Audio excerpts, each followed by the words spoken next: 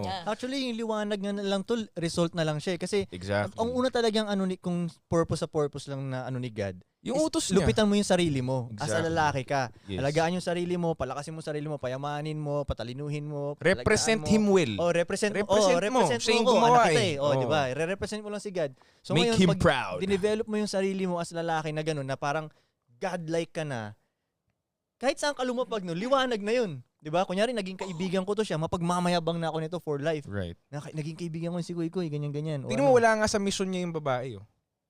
Exactly. Gets mo ba? Wala sa kahit wala siyang binanggit na babae sa mission. Ang mission, i-fulfill kung anong utos. Binibiyayaan siya.